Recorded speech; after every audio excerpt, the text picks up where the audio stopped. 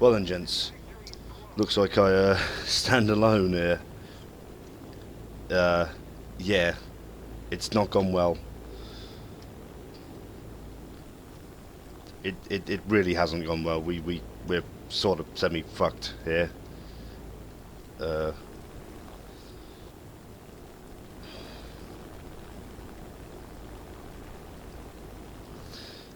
so at the moment we're just trying to return to the base, trying to get the hell out of Dodge, because it's quite obvious that this isn't going to go very well if I'm still hanging about.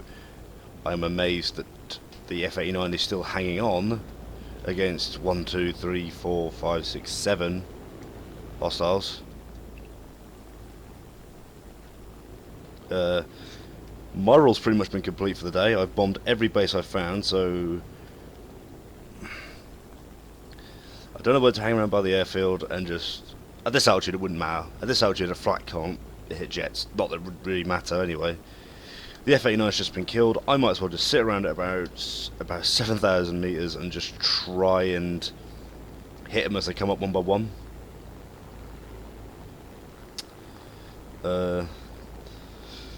So yeah, wasn't really intending on recording this game, but you know what, thought, screw it.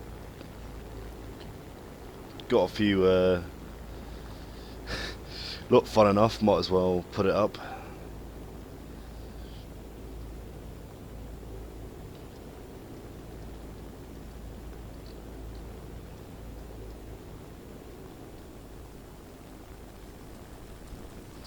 She really is a beautiful aircraft. Look at that.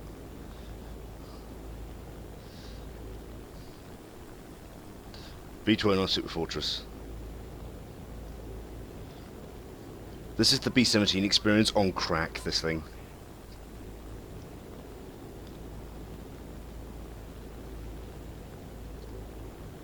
Now, of course, another bomb target's popped up.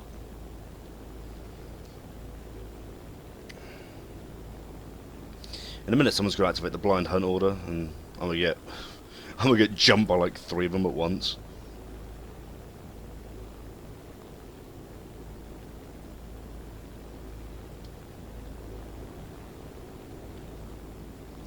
Me looking out for vapor trails, just trying to... And I'm at 7,000 meters, which is nice.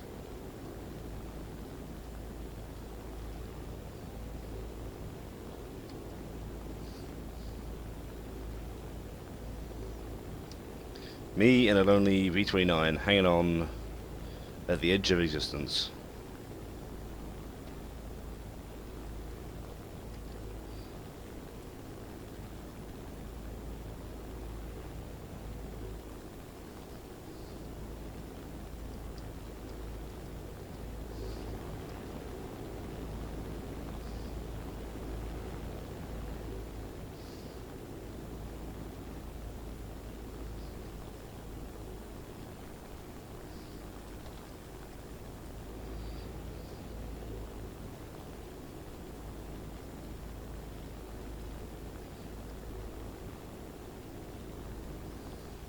Anticipating the first wave arriving any minute.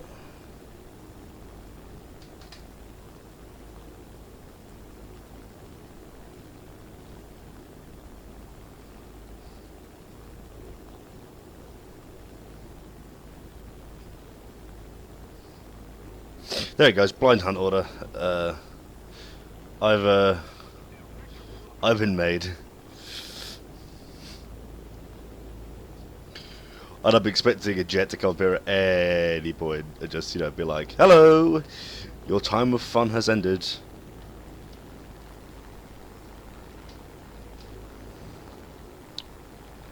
Let's turn back now and head back towards the airbase.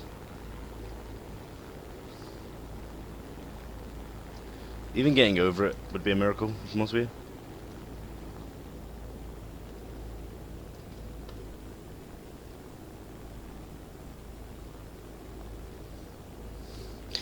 Come get some, you frickin' wuss.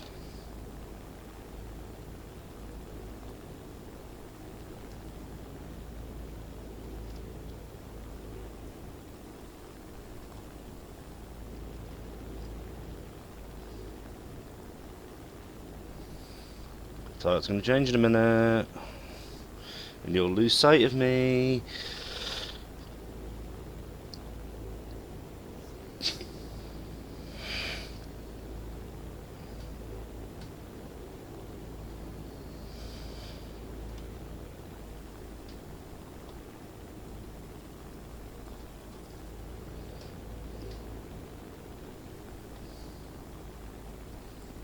I swear I can hear a jet.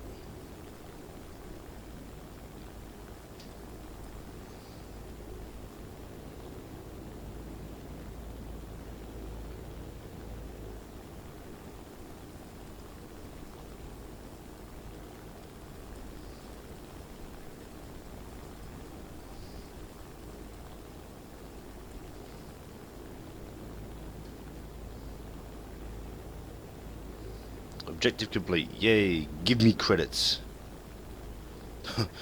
Well, that's one of them. Oh, nearly 8,000 meters. I really can't be asked to vibe up here.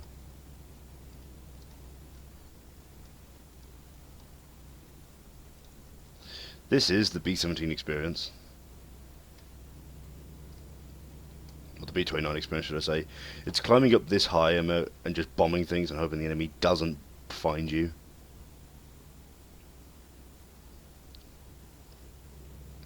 It ain't much, but it's honest work. And there is Arkan. Hello. Would you like to be bombed?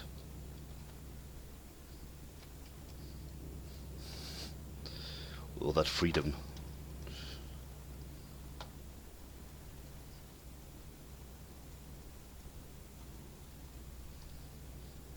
So it's convenient enough the B-29s were never actually used in Europe.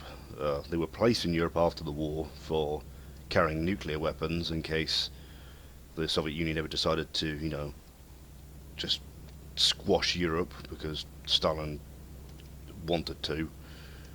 But they were never used in the European theatre against the Germans. There was no need. I think these things could do a round trip to Moscow and back over Europe. That's from like RAF bases in England. I think places like Lincoln Heath and places like that. So these really saw there was really no point in using these things in the skies over Europe, so they weren't used. These were very much a Pacific theatre bomber with just some, you know, being able to go from places like Iwo Jima, Okinawa, and just start hammering the home islands. You know, and they were a massive part of the Americans' ability to basically degrade the Japanese war effort over time. You know, the first bombing campaign had to be carried out by B-52 Mitchells launched off the deck of a carrier. You know, that's the lengths we're talking about here. And these things were able to go from Iwo Jima to Japan, bomb Japan, and come back again. The B-25 Mitchell was to take off from the carrier, bomb Tokyo, and land in friendly China, because they didn't have the range to do a there and back trip from. And the fact you can't land a B-25 Mitchell on a carrier, as far as I'm aware.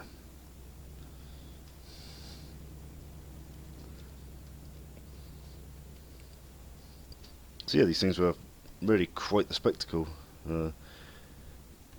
In Japan, well, when bombing Japan, a lot of these aircraft actually were diverted to go and actually head into the Soviet Union, which at the time was friendly. And oh, sorry. So, but just quickly on that, yeah, basically that's where the Tu-4 comes from. Soviet Union was just like, yep, I want this aircraft. I'm going to just create my own variants, and that's immediate, and I'm going to die.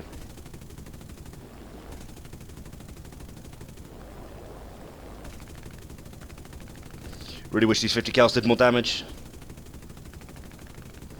Die. Die. Fuck you. Ah, oh, Jesus. No combat cable turrets. Yep, that's a massive L. I mean, it wasn't exactly like the meteors got away scot-free, but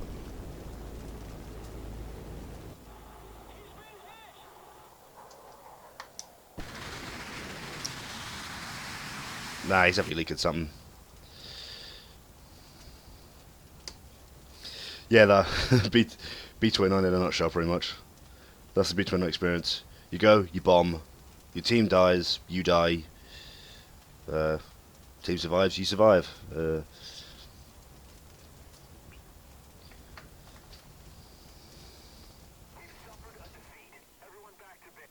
I'm so sorry that we've suffered a defeat. I can't believe it. It's not like we've had to do this all day. Oh, and this is where the real sucker hits you. Right. This is the B-29. Right. This is the B-29 in hangar. Right. Just some statistics on the B-29 just to prove you why I really cannot play this aircraft on a routine basis. Look at that repair cost. The max repair cost is 55,220 Silver Lions. If you don't have a good game in this thing, you will run a loss. You know, the B-17G has 11,000, but then you could have like a half decent game in that thing and still run a profit. If you don't have a good game where you don't bomb every other motherfucker, you're gonna have a shit game in this. Like, look, earned 33,000 Silver Lions. Like, ooh, you know what? That's not too bad. Still made a minus 22,000 profit. Oh, loss, sorry. The only good news out of this thing is the fact that it literally grinds out XP like it's going out of style. So, like, the sabers, fantastic. You know, no problem at all. These things are absolutely good. You know, I can grind out the XP for this thing. Absolutely no time at all. But it doesn't matter because I can't afford it because this thing is sucking up all my money. The B-24 ain't much better. I mean, this thing is better. So, you know, we're looking at this, obviously. Okay, so defensive armament wise, yeah, more experienced gunners. The fire accuracy, fire precision, Really should have probably stuck some in vitality, but don't really give a fuck. And more accurate gunners. So, what's the stats behind this thing? Right, so it can do 641 kilometers an hour max speed. Yeah, that's been slightly reduced because of my bomb load. With a turn time of 32 seconds, well, plus 4.9 seconds with this bomb load I currently have. It's a bit of a lumbering giant. But these engines, all these engines, these are the right R3350, 57, 18-cylinder reticle. These engines have one of these engines has a max power of 2,200 horsepower, and there's 4 of them. Is there really any surprise that these things can get this thing going with a rate of climb of 6.5 meters a second? Yeah, it's 3.1 meters a second, but as soon as you've lost your bombs, this thing climbs like it's going out of style. And then there is the armament itself. So what would the choice of freedom be today? You know, you can have 18 1,000-pound bombs, 40 500-pound bombs, 2,500-pound bombs if you're, you know, feeling a little bit generous, or just 2,000 bombs, and there's 8 of them. This thing is literally, it's literally like, base, dead. It looks at something and it dies. It's a fantastic bomber. It's absolutely brilliant. It's just a shame that it's completely overshadowed by the fact that if you die in this thing, you will regret it financially. Financially, it really is not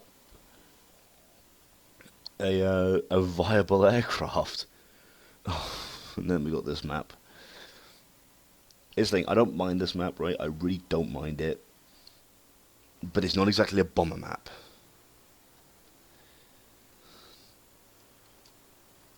I mean, that 7.0 margin, yeah, you know, you're going to run up against jets. Early jets is undoubtedly your prime source of troublemaking. Things like meteors are the main problem, which I'll be running into today. 262s, 163s, they will absolutely eat this thing alive. Yeah, F-84s, F-89s. Yeah, we're pretty much looking at a very similar game to what we had last time. Except this time there's cloud cover, because Gaijin hates bombers. So yes, as I was saying in the last game, A lot of these aircraft had to be diverted to the Soviet Union if they got damaged in bombing raids over Japan, which wasn't uncommon. I can't remember the exact figure, but I believe it was somewhere around 20 aircraft had been amassed in Soviet territory by 1945.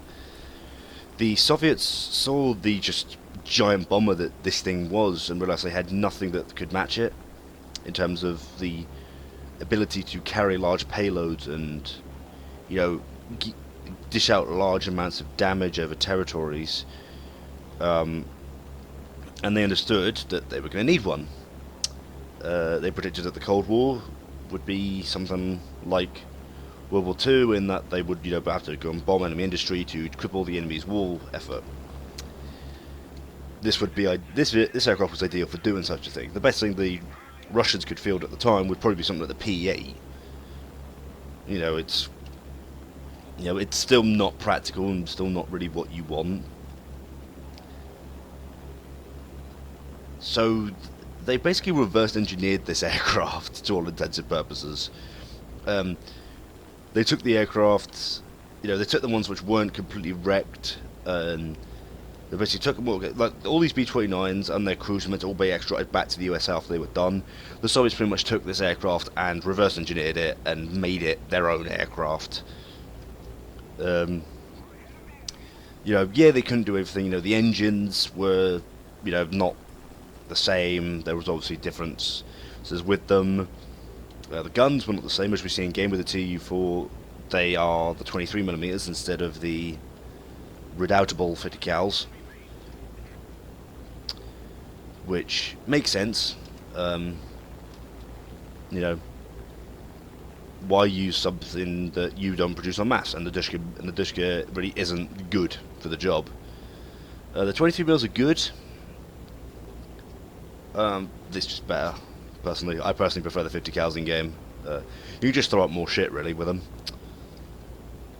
The production of the Tu-4 actually had a massively radical impact upon the way that the Soviets viewed the use of bombers in the post-war era. Things like the Tu-95s, which are still being flown around Scotland today, are largely based on the idea that these prop aircraft, even if they are still turboprop aircraft, I mean, I think it's effectively a jet, but they can still be used for that role. This aircraft was the last of, America's real big, heavy prop bombers. They were pretty much phased out of use by, I think they were used over Korea, and then afterwards they got mostly phased out. Which isn't surprising.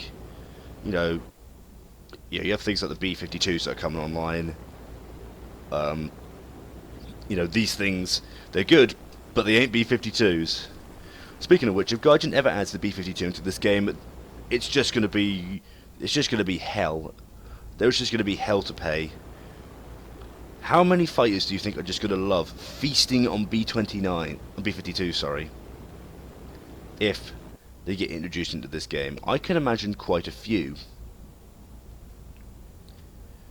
Because, while the B-52 is absolutely monstrously good with its payload, I think the only time they ever put an armament on it was they put a single minigun in the back. They put like a 20mm rotary cannon in the back, and that was it. No.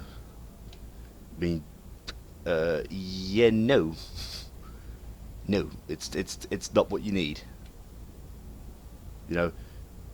War Thunder is a game that is very highly based on, the effect. As a bomber pilot, it's based very heavily on the effect of your gun crews. How effective are your crews? Can they effectively do damage to incoming attackers? Because let's be honest here, no motherfucker in the world, right, is going to give you air cover as a bomber pilot, right?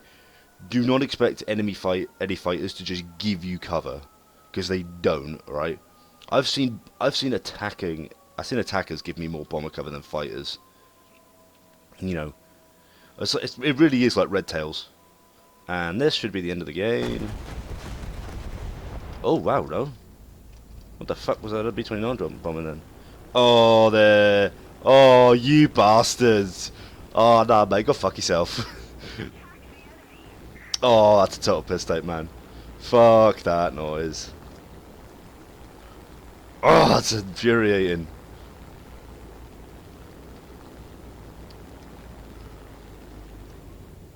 Hopefully one of those attackers will just have a go. So what are you looking at for point defence armament-wise on this aircraft? Well, you have an assortment of machine guns. You've got 2 ball turrets up top, 2 ball turrets down below, 1 gunner in the back. No head-on turrets because no one really takes bombers head-on very often. The top armament is comprised of 6 50 caliber machine guns, 4 in one turret, 2 in another. The belly gunners are just comprised of 4, 2 in each, and the back gunner has 2 50 cals of his own. This doesn't technically, I think, make this aircraft the most heavily armed of the bomber, of the B class. There's pretty much. I think the B-17G does have slightly better armament. I'm trying to think about it off the top of my head. It's got 2 down below, we've got 2 guns down below, 2 at the front, 2 at the rear, 2 coming out the sides, 2 on top. I think actually this does have better armament than the B-17, but the B-17's got better firing arcs. Oh yeah, it's got 2 at the front as well. But regardless of which, this is still, it earns its name as a Superfortress really quite well, because, the number of times I've had enemy jets come up to me and, you just hit them with a 50 cal and they just burn up, because they just don't like being shot at, especially early jets. They just do not like taking any hits. So you saw what I did to that Meteor. I barely hit him. I hit him like 3 times and he was fucked. Yeah, he still managed to kill me, but we'll talk about that later. That's my fault for not being accurate.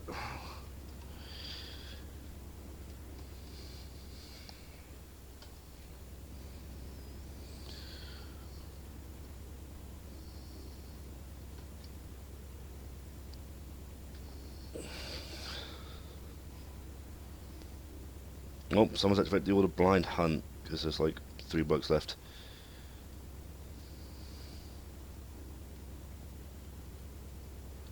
Someone is going ham at an ME-264. There's a Spitfire Mark F. I feel sorry for him.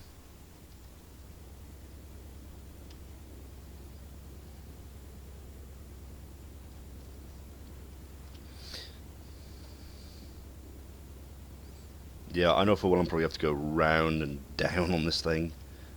It's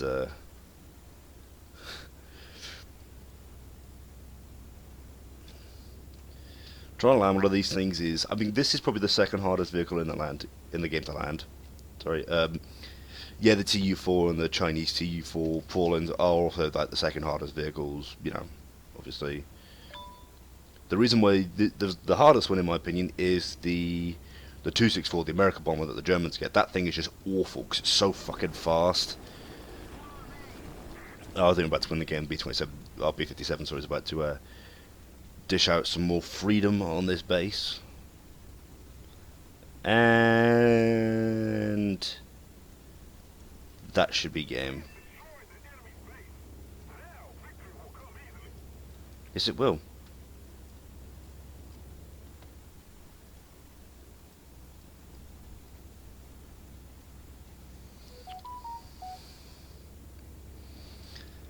So folks, that'll be a wrap.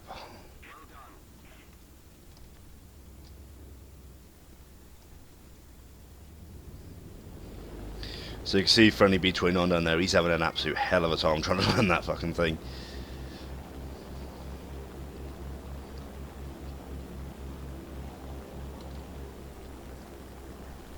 Really? There was a B-27 in this game? Who the hell's he platoon with? FXT. Oh, he's teamed up with the guy in the 262. Of course he is.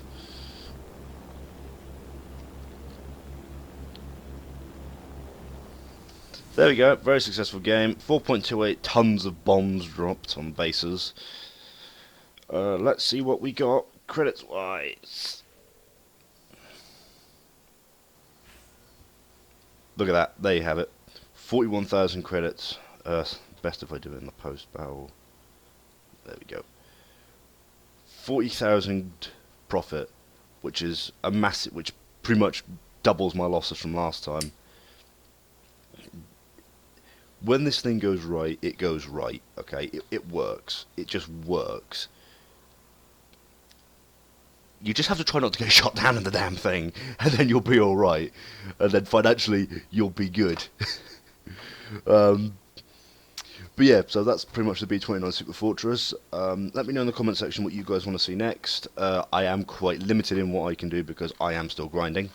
However, the American bomber line is pretty much a free for all in what I can do, as is a lot of the German line.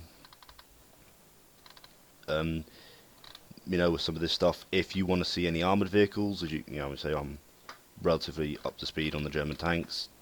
Yes, I'm not at rank 6 yet, stop judging me. Whatever you guys want to see, put it down in the comment section. Hopefully give us a like and subscribe if you think I deserve it, and have a fantastic rest of your day. Also, I intend on planning to do a stream in the recent future, so I'll try and put more info out when the time comes. Right. Well, thank you very much, guys.